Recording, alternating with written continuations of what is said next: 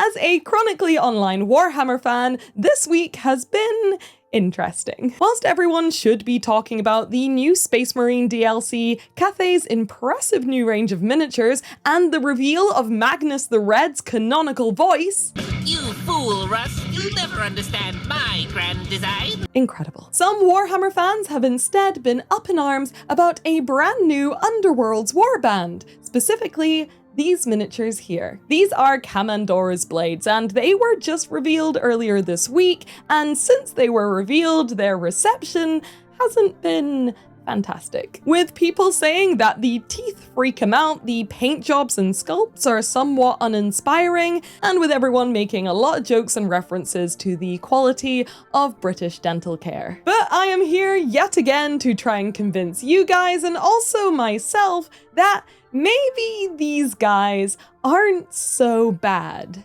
Maybe. So in this video, I'm going to be pretending that I have just received a box of these miniatures, and my task, as usual, is to try and make them look as good as I possibly can with just a simple color scheme switch up. And maybe if I do it well enough, I'll end up changing your minds and prove to you guys that maybe all these miniatures really needed was just a little makeover.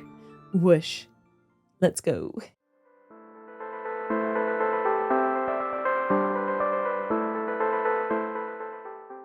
So before we start, if I'm being honest, I'm always a little bit wary and hesitant about making these kind of I can fix him videos for a few reasons. So let's first have a wee chat about some of the backlash that these minis have received online. Personally, I like to try and remember that the people who sculpted and painted these miniatures are real humans with real human thoughts and feelings and all of that good stuff. But we have to remember that nothing, or at least very little, that comes out of Games Workshop is ever just one artist's pure untouched vision. It's super unfair for us to be throwing the sculptor or even the miniature painter themselves under the bus in this situation, because the entire project from start to finish was overseen by a bunch of probably quite well paid middle managers, who behind the scenes will have definitely been making approvals, changes, and even probably creative decisions which were completely outside of the artist's control. Denying the creators of these miniatures credit on their own work, but then also having them be the ones people blame in comment sections when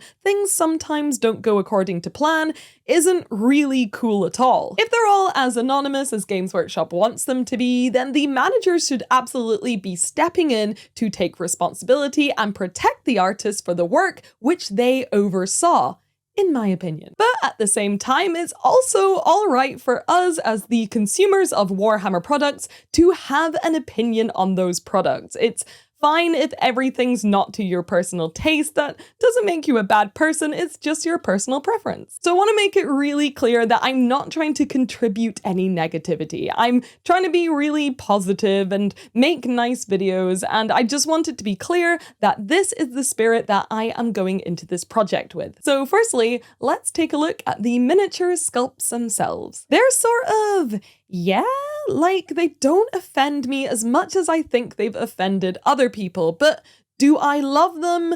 No, I do not. They didn't really catch my eye or excite me in any way, but again, that just may be a me thing and not a subjective thing. And also, if I'm being really honest, which I try to be here, when I compare them to something like the Flesh Eater Corp miniatures, or even any of the other Underworlds warbands which have come out recently, which are loaded with details, cool poses and silhouettes, and really original design choices, these guys kind of fall flat. And given that Warhammer is quite expensive, some people would probably argue that this isn't really okay for the consumer, and again that it's the various managers' responsibilities to ensure that all products which come out are of the highest possible standard for us, the people who buy Warhammer. But for me, I don't hate these miniatures. I just think that maybe they're a little bit too simple and not weird enough for my liking. But I think the thing that seems to be putting people off the most about these miniatures is actually their teeth. I kind of get what the designer was going for here, and honestly, I don't hate it. This sort of stripped back, exposed teeth, ravenous maw thing is a pretty common kind of spooky zombie horror trope, and if done well, like with the mouth of Sauron for example, it's really effective and I think super cool. But here on these miniatures, I don't think it reads as grimdark, but I think the problem is that everything is just a little bit too clean. The Heavy Metal official paintwork on these miniatures is great. It's high quality, it's neat, and it shows off the miniatures details really well, which is what it's supposed to do. And I'm in no way saying that I could paint better than the Heavy Metal team, not at all, but these miniatures are supposed to be, according to this little bit of text, a bloodthirsty group of Ravager corn cultists, and I'm just not getting that from the paint job. Everyone is so pristine, maybe too pristine, from their clothes to their faces to even their skin. There's no dirt from combat, no scratches from battle, and most importantly, no blood for the blood god. But these are all things that I believe I can fix with my handy dandy Photoshop skills. Not a brush. Not today. Obviously, I won't be painting these miniatures today because they're not out yet, so I thought it would be fun for me to kind of digitally mock up my paint job in the exact way that I would sort of like it to look in real life. And if you want to know how I'm doing this, then I'm pleased to say that I will be posting a full-length tutorial on how I digitally mock up my miniatures over on my Patreon very, very soon. So feel free to sign up and check it out so you too can plan and mock up how you want to paint your own miniatures before you even touch a brush. But for now, I'm just going to talk you guys through this entire mini makeover. So let's start with the miniature that this set is named after, Kamandora, the Mother of Hate. Let's start with her skin. It looks very warm and human, which is cool, but I kind of want her to look like she's been feasting on nothing but blood for like 20 years. So I may make it a little bit more vampiric by cooling it down, but also, most importantly,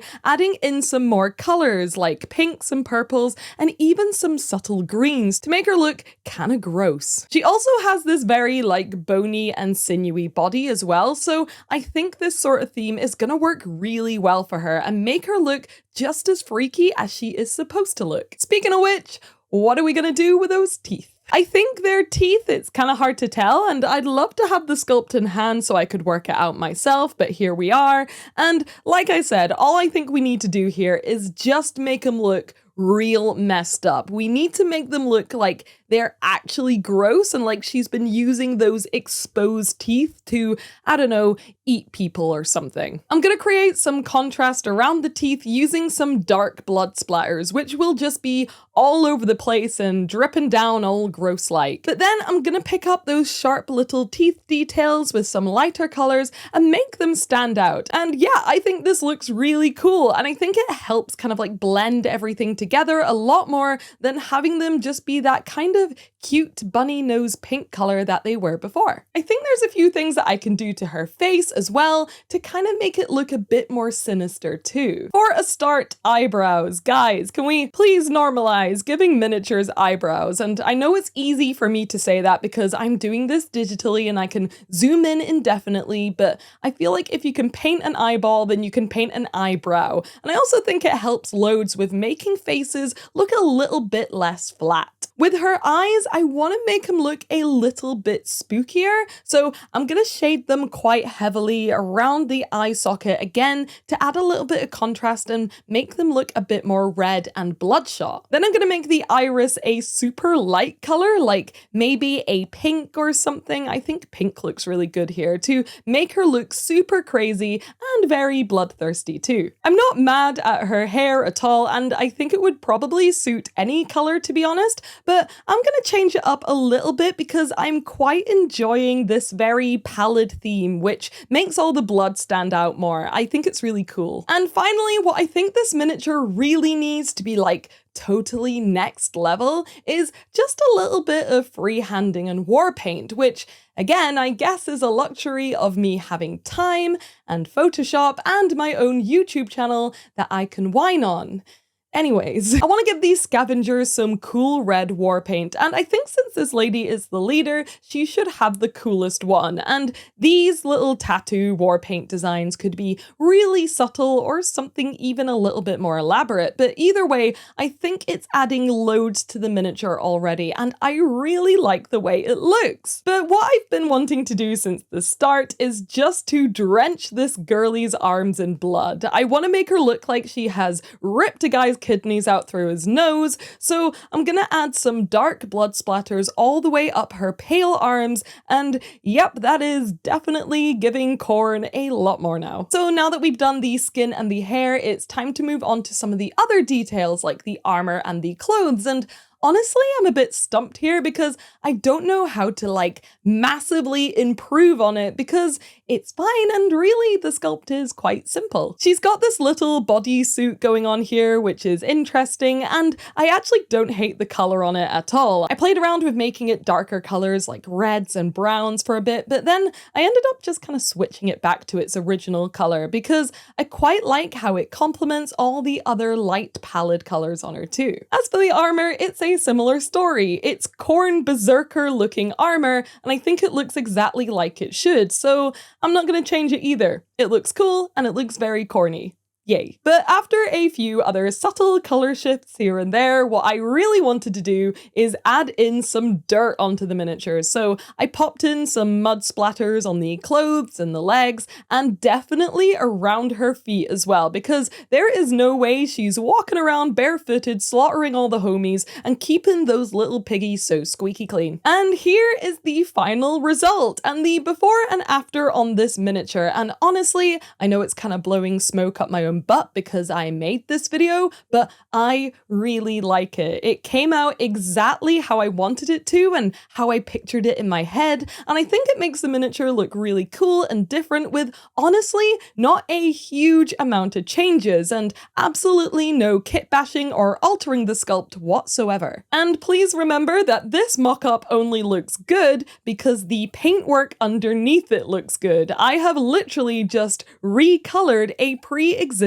painted miniature. The heavy metal painter who painted this is actually the one who did all of the hard work here, so go them. But there are another 4 miniatures left in this squad, so let's quickly edit them up before we work out if maybe I did manage to change your mind. One of the things that I think that the miniatures are lacking when I look at them as a whole and as a squad is definitely a little bit of variation between the characters. These Warcry warbands are so small that I think they should have loads of sculpt for very individual looking miniatures. So the first thing that I chose to do was to just vary the skin tones a little bit like I would with my own miniatures. But I still tried my best to keep that kind of creepy, desaturated hue on all of them to keep things looking spooky and coherent. I played around a little bit more with the war paint, which was super fun, but honestly, just slightly varying the skin tones, defining the eyes a bit more, adding some gore around the mouth, and applying cool war paint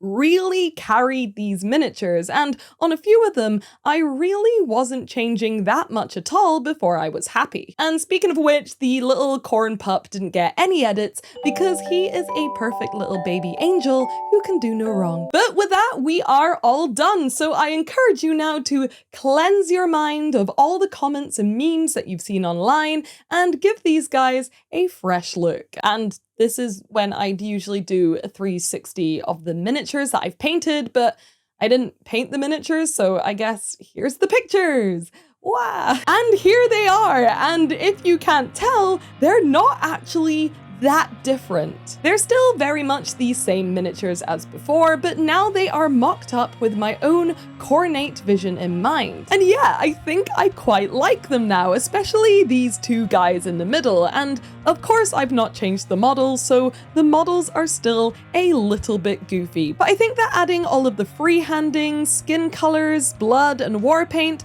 has kind of added detail to the miniature where it may have been lacking a little bit in the sculpt itself. And now they look a little bit more busy and varied, and importantly, more characterful, which is exactly what a blood-fueled gang of maniac cannibals with bad teeth should be. And I don't know if they're any better or worse, or even if I managed to change my own mind on these miniatures, but I like this color scheme now, and I think it's cool, and I think the miniatures look cool, and I think if I had seen these as a new release, I wouldn't really think twice about it. And I guess that's all I'm trying to say in this video, is that a lot of the time, a miniature can kind of be what you make of it. But please, in the comments section, let me know if I did manage to change your mind with my quick little color scheme switch up. Or maybe you love these miniatures and you never hated them in the first place and you just don't understand what all this fuss is about. Or you think that even the best paint job in the world wouldn't save these guys, and what they really need is a long and expensive session